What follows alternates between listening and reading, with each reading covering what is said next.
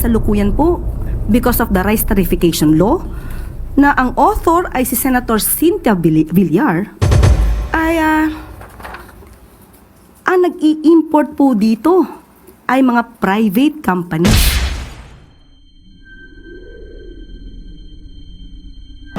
Hihiling ng administrasyon na magbigay po ng power, magkaroon ng amendments ang hindi maganda sa provision na ito. Kaya po noon pa po hinihiling ng administrasyon na magbigay po ng power, magkaroon ng amendments ang RTL patungkol po sa karapatan at authority at power ng NFA. Hindi po nahahayaan ang government na mag-import. Actually po, matagal na po nagkaroon ng proposal ang administrasyon para mabigyan po ng sapat na kapangyarihan ng NFA. Gusto natin ipabatid na kapag po nabigyan natin ang karapatan ng NFA na makapagbenta ng diretsyo sa taong bayan at makontrol ang presyo ng bigas, hindi po tataas ng ganito ang presyo ng bigas. Ang respondents dito ay 2,400. So, sa 2,400, hindi naman po ito nagre-reflect ng sentimiento ng kabuuang more than 100 million people or Filipinos in the country. But dahil nga nakita at nabanggit natin itong mga fake news, sumasalamin din po ito sa impluensya ng mga fake news na nagkakalat.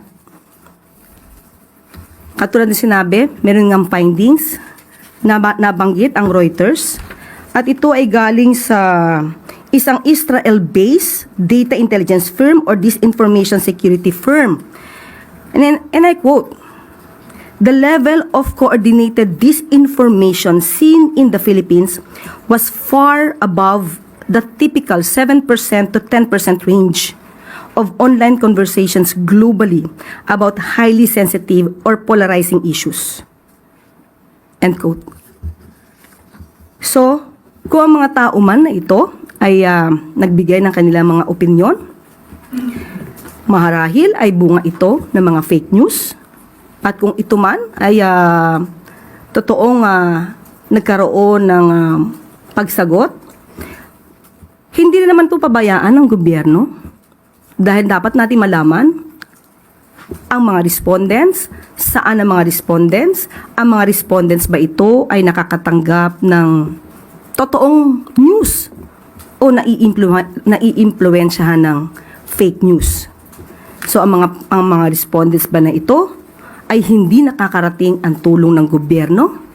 So dapat din po nating malaman ito sa parte ng administrasyon. At kung ano man po ang nagiging desisyon ng Pangulo at ng administrasyon, at ito'y magre-reflect sa isang survey na naisin pa rin po at ipapatupad pa rin po ng Pangulo kung ano ang nasa batas, kung ano ang tama, at hindi kung ano po ang sasabihin sa isang survey.